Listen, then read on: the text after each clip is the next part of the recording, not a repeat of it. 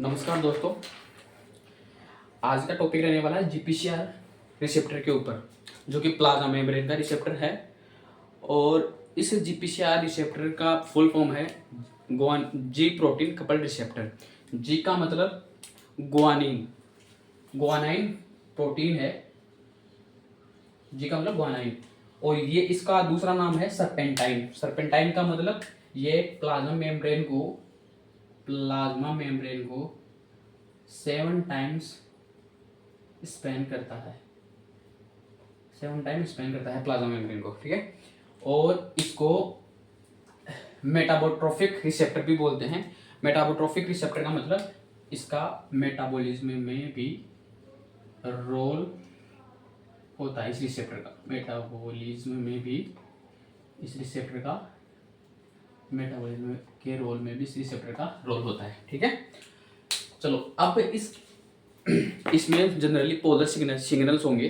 Polar signals का मतलब अगर आपने पढ़ा हो तो प्लाज्मा मेम्ब्रेन के, मैंने पिछले वीडियो में बताया था कि प्लाज्मा मेम्ब्रेन के जो सिग्नल हैं वो पोलर सिग्नल होंगे। पोलर सिग्नल का मतलब जैसे कि एसीटीएच हो गया, एडीएच हो गया। एसीटीएच का मतलब एड्रीनोकोर्टिकोट्रोपिक हार्मोन हो गया, एडीएच का मतलब एंटी डाययूरेटिक हार्मोन होगा, इसको वेसोप्रेसिन भी बोलते हैं। एंड देन देखो मैंने लिख रखा है, ये देखो ल्यूटिनाइजिंग हार्मोन हो गया, एपिनेफ्रिन हो गया, एसीएच हो गया, सेरोटोनिन हो गया, एसीटीएच हो गया, वेसोप्रेसिन हो गया। वेसोप्रेसिन को एडीएच बोलते हैं। एडीएच एंटी डाययूरेटिक हार्मोन, ये जो कि वाटर एब्जॉर्प्शन में करवाता है नेफ्रॉन में, ठीक है। और एडिनोसिन हो गया, ईस्ट मेल्टिंग फैक्टर हो गया, ईस्ट में जो मेल्टिंग फैक्टर का ये एज ए रोल करता है, ठीक है। और विजन में भी इसका रोल है। जी विजन में रोडोप्सिन होता है, रोडोप्सिन में जी अल्फा टी होता है, जी अल्फा टी, जो कि इसमें जीपीसीआर सिग्नल नहीं चलेंगे, जो इसमें जो सिस को ट्रांस में कन्वर्ट कर देगा।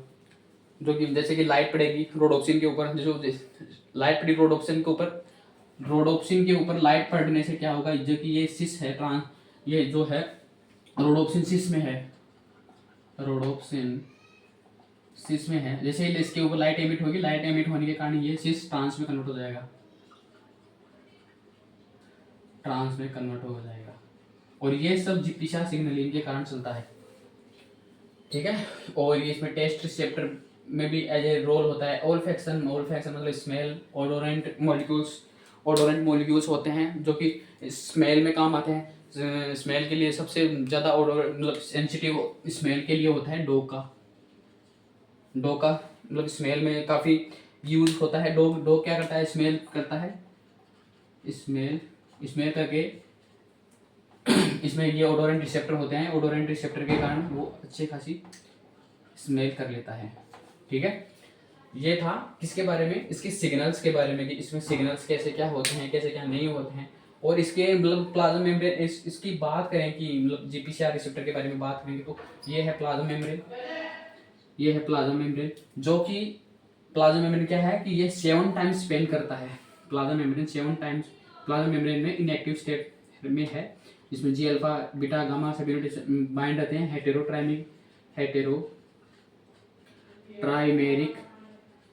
हेटेरोट्राइमेरिक फॉर्म में होता है, हेटेरोट्राइमेरिक फॉर्म में होता है। एंड देन इसमें जी अल्फा है, ये जी अल्फा है, जी अल्फा के ऊपर जीडीपी बाउंड है, ये इनएक्टिव स्टेट है, इनएक्टिव स्टेट में रहता है, ठीक है, इनएक्टिव स्टेट में है। एंड देन ये प्लाज्मा मेम्ब्रेन है, इसका एंड टर्मिनस बाहर रहेगा, किसमें, एक्स्ट्रा सेलुलर फेज की तरफ, एक्स्ट्रा सेलुलर की तरफ इसका एंड टर्मिनस रहेगा। एंड देन साइटोसोल की तरफ किसका रहेगा, एल्वा सी टर्मिनस साइटोसोल की तरफ रहेगा। और जिसका ये एंड टर्मिनस है, जहाँ पे लिगेंड आके बाइंड करेगा, वहाँ पे ग्लाइकोसाइलेशन होता है, ठीक है। ये था जीपीसीआर रिसेप्टर के बारे में कि जीपीसीआर रिसेप्टर मेम्ब्रेन को 7 टाइम स्पेन करता है। एंड देन ये G alpha beta gamma subunit अगर जॉइंट हैं तो ये इनएक्टिव स्टेट में रहेगा। एंड देन ये तीनों सब यूनिट अलग अलग हो जाएंगी, ये तीनों सब यूनिट, जी अल्फा अलग हो जाएगी, बीटा और गामा सब यूनिट अलग हो जाएंगी। तो बीटा जी अल्फा जो सब यूनिट है वो जीटीपी में कन्वर्ट हो जाएगी, और इसको इसको कन्वर्ट करेगा जीईएफ करेगा, जो कि जीटीपी एक्सचेंज फैक्टर है, जो कि इसको जी अल्फा को जीटीपी को जीटीपी में कन्वर्ट कर देगा, ठीक है।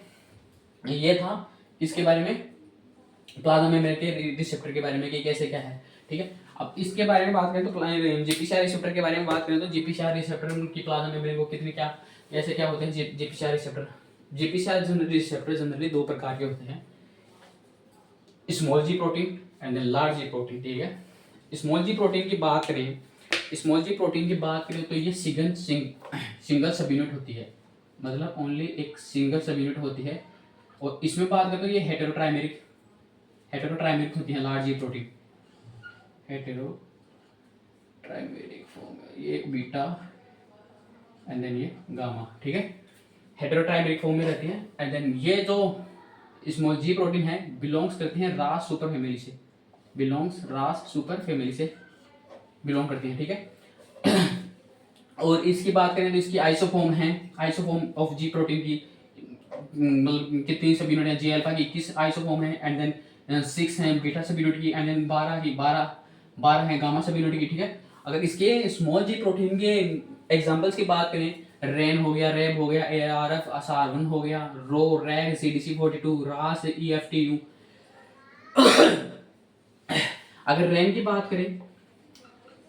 बात करें तो रैन न्यूक्लियर ट्रांसपोर्ट में काम आता है, न्यूक्लियर ट्रांसपोर्ट करवाता है। एंड देन रेड की बात करें जो क्या करवाता है, वेसिकल्स का फ्यूजन करवाएगा, मतलब अगर आपने पढ़ा हो तो मतलब कि साइटो मतलब वेसिकल्स बनती हैं गोल्जी बॉडी की, और गोल्जी बॉडी की वेसिकल फ्यूज हो जाएंगी, मतलब इसको फ्यूज करवाने का काम करेगा रैब, वेसिकल फ्यूजन। और एआरएफ और सार1 SAR1 वेसिकल फॉर्मेशन में इसका रोल है, जो कि वेसिकल फॉर्मेशन करवाएगा, ठीक है। ये वेसिकल एआरएफ और सार1 वेसिकल फॉर्मेशन करवाएगा, रैब क्या करेगा, वेसिकल फ्यूजन करवाएगा, और रैन क्या करवाएगा, न्यूक्लियर का ट्रांसपोर्ट करवाएगा, ठीक है। ये हो गया। और ये जो तीनों आप पढ़ेंगे सेल बायोलॉजी में पढ़ेंगे इसको। और सेल बायोलॉजी में भी कहाँ पढ़ेंगे, सेक्रेटरी पाथवे में पढ़ेंगे इसको, सेक्रेटरी पाथवे में इसको लिखेंगे, ठीक है। और इसमें रो, रैग, CDC42 ये भी सेल बायोलॉजी का टॉपिक है। ये इसमें किसमें काम आएगा, cell cycle and cell regulation में ये टॉपिक देखा जाएगा, रो, रैग, CDC42, जो कि क्या करेगा, साइटोस्केलेटन का रीअरेंजमेंट करवाएगा, कौन सा करवाएगा, रो, रैग, CDC42 साइटोस्केलेटन का रीअरेंजमेंट करवाएगा, ठीक है।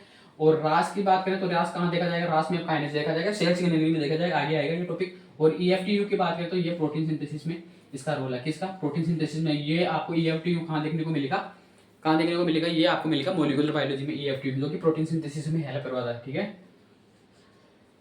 ये था इनके मतलब जीपीसीआर रिसेप्टर की मतलब नॉर्मल सिग्नलिंग के बारे में कि जीपीसीआर रिसेप्टर कैसे क्या होता है, सिग्नल कैसे क्या बाइंड होते हैं। और जीपीसीआर रिसेप्टर दो टाइप के होते हैं, स्मॉल एंड लार्ज वाला है हेटेरोट्राइमिक होता है, और इसके आइसोफॉर्म मैंने आपको बता ही दी। और जी अल्फा बीटा गामा अगर जॉइंट रहेंगे तो ये इनएक्टिव स्टेट में रहेगा, और ये इस एटीपी बाइंड रहेगी, इसके ऊपर एटीपी बाइंड रहेगी। अगर इसकी स्मॉल जी प्रोटीन की बात करें तो ये सिंगल सब यूनिट है, बिलोंग करता है रास से सुपर फैमिली से बिलोंग करता है। और इसमें क्या करें, रैम की बात करें तो न्यूक्लियर ट्रांसपोर्ट कराएगा, रेप क्या कराएगा, वेसिकुलर फ्यूजन करवाएगा, एआर और सारफ1 क्या कराएगा, वेसिकल फॉर्मेशन करवाएगा, रो, रैग, CDC42 क्या करेगा, साइटोस्केलेटन का रीअरेंजमेंट कराएंगे, रास क्या करेगा, रास से मैप काइनेज में इसका हेल्प रोल देखा जाएगा, इसका सेल सिग्नलिंग देखा जाएगा, आगे EFTU क्या करेगा, प्रोटीन सिंथेसिस करवाएगा। तो ये था मतलब जीपीसीआर रिसेप्टर के बारे में कि कैसे क्या है, मतलब कैसे क्या इनएक्टिव स्टेट में रहेगा, कैसे क्या एक्टिव स्टेट में रहेगा, ये था जीपीसीआर रिसेप्टर के बारे में। अब इसका रेगुलेशन देखते हैं कि जीपीसीआर रिसेप्टर का रेगुलेशन कैसे क्या होता है।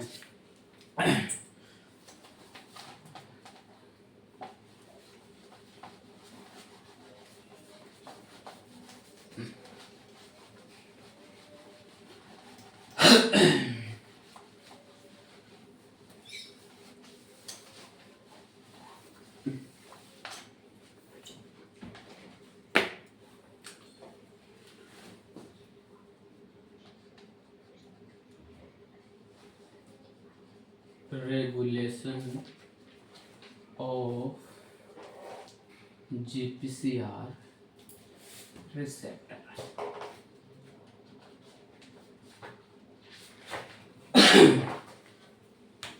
देखना जीपीसीआर रिसेप्टर के बारे में बताएं। ये है प्लाज्मा मेम्ब्रेन, क्या है प्लाज्मा मेम्ब्रेन, तो ये है जीपीसीआर जो प्लाज्मा मेम्ब्रेन को 7 टाइम्स स्पेन कर रहा है, 2 2 4 1 7 टाइम्स स्पेन कर रहा है। और इसका ये सी टर्मिनल है और इसका ये एन टर्मिनल है। और इस सब यूनिट के ऊपर इस सब यूनिट के ऊपर अल्फा बीटा गामा बाइंड रख रहे हैं। अल्फा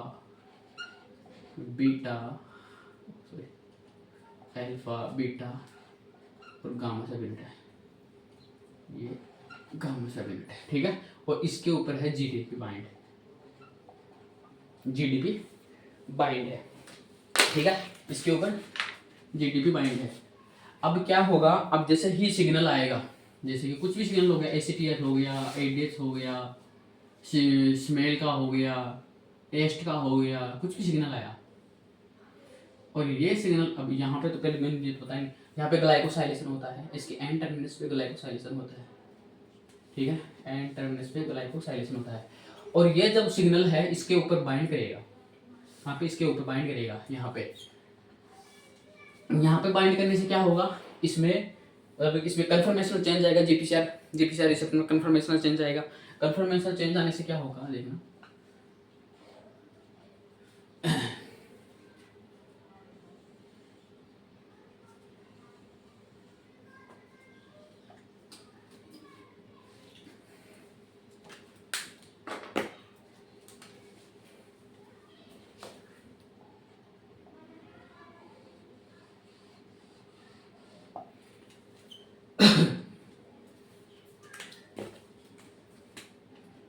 ये रिसेप्टर प्रोटीन आगे बाइंड किया और फिर यहाँ पे कन्फर्मेशन चेंज हुआ, यहाँ पे क्या क्या क्या क्या वर्क करेगा, GEF आएगा, गुआनाइल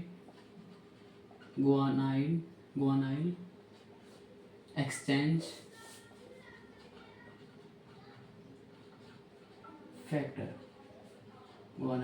फैक्टर आएगा, ठीक है। जो कि क्या करेगा, जीडीबी को जीटीबी में कन्वर्ट कर देगा, ठीक है। जीडीबी को जीटीबी में कन्वर्ट कर देगा, ठीक है। और इसको जीडीबी में जीटीबी में कन्वर्ट करने से क्या होगा, और ये जीडीबी को जीटीबी में कन्वर्ट कर देगा, तो ये तीनों सब यूनिट क्या है, एक दूसरे से डिसोसिएट हो जाएंगे, सॉरी।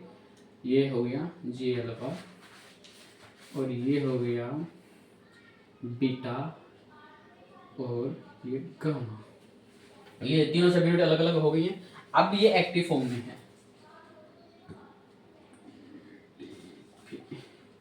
अब ये एक्टिव फॉर्म में है, तीनों एक्टिव फॉर्म में है।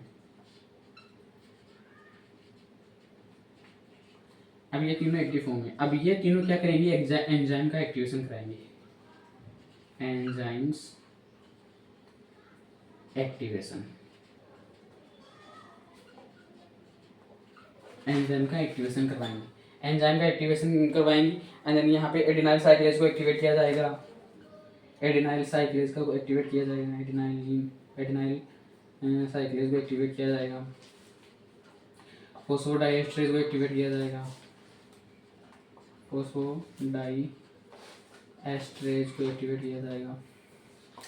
और क्या नाम था, फोस्फोडाइएस्ट्रेज को एक्टिवेट किया जाएगा, ठीक है।